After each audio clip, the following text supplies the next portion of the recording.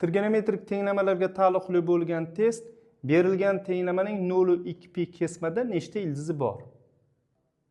Tenglamani yechish ikkinchi usuliga o'tamiz. Bunda nimalardan foydalanamiz? Sinus 2 alfa teng 2 sinus alfa kosinus alfaga asosan sinus x taqsim 2 ni shunaqa qilib yozib olamiz. Ya'ni sinus x taqsim 2 teng bo'ladi 2 sinus x taqsim 4 kosinus x taqsim 4. Kosinus 2 alfa barobar kosinus kvadrat minus sinus kvadrat alfa formulaga asosan kosinus x taqsim 2 ni kosinus kvadrat x taqsim 4 minus sinus kvadrat x taqsim 4 qilib yozdik. Ya'ni 2 alfani o'rnida x taqsim 2 turibdi, alfamiz x taqsim 4 bo'ladi shuni hisobiga. Undan keyin mana 1 turibdi. Sinus kvadrat alfa plus kosinus kvadrat alfa teng 1 formuladan 1 o'rniga sinus kvadrat x taqsim 2 plus kosinus kvadrat x taqsim 2 ni yozdik. Ya'ni sinus kvadrat x taqsim 2 plus kosinus kvadrat x taqsim 2 1 ga teng. Demak, shularni o'rniga qo'yib chiqishimiz kerak. Birinchi qiladigan ishimiz. Sinus x taqsim 2 ni o'rniga 2 sinus x taqsim 4 kosinus x taqsim 4 qo'ydim.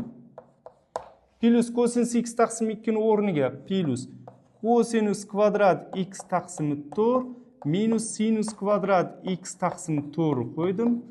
1 o'rniga endi mana bu 1 ni o'ng tarafga o'tkazib yuborib 1 o'rniga qo'ysam, endi shunaqa qo'ysam sal udobniy bo'ladi ishlashga. Qo'yganimda bu bo'ladi sinus kvadrat x taqsim 4 plus kosinus kvadrat x taqsim 4. Endi buni soddalashtiraman.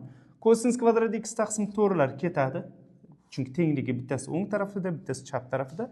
Xo'p, mana bu sinus kvadrat x taqsim 4 o'ng tarafga chap tarafga o'tkazib yuborsam 2 sinus x taqsim 4 kosinus x taqsim 4 minus 2 sinus kvadrat x taqsim 4 teng 0 bo'ladi. Endi bu tenglamani yechishim kerak. Endi tenglamani yechishni davom ettiramiz. 2 sinus x taqsim 4 qazdan tashqariga chiqaramiz. 2 sinus x taqsim 4 qazdan tashqariga chiqarsam kosinus x taqsim 4 minus sinus x taqsim 4 bo'ladi. Teng 0. Endi ikkala qavzni alohida 0 ga tenglab ishlash kerak. Sinus x taqsim 4 birinchisi teng 0. Qachon sinus 0 ga teng bo'ladi? Yana pn da.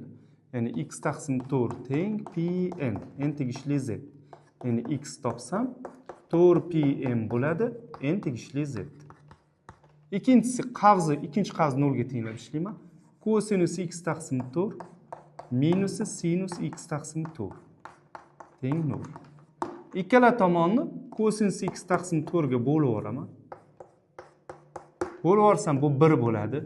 Sinus x taqsim 4 kosinus x taqsim 4 ga bo'lsam tangens x taqsim 4 bo'ladi. Teng 0. 0 kosinus x taqsim 4 ga bo'lsam 0. Bundan tangens x taqsim 4 imiz teng 1.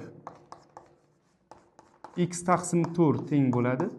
Pi taqsimi 4 plus pn. N tegishli z. 4 ikkala tomonni ko'paytirib yuborsam x teng bo'ladi. Pi plus 4pm bo'ladi. Ya'ni n tegishli z. Demak, bittasi x1 imiz 4pm bo'ldi. Buni x2 qilib yozib olay. x1 imiz 4pm bo'ldi.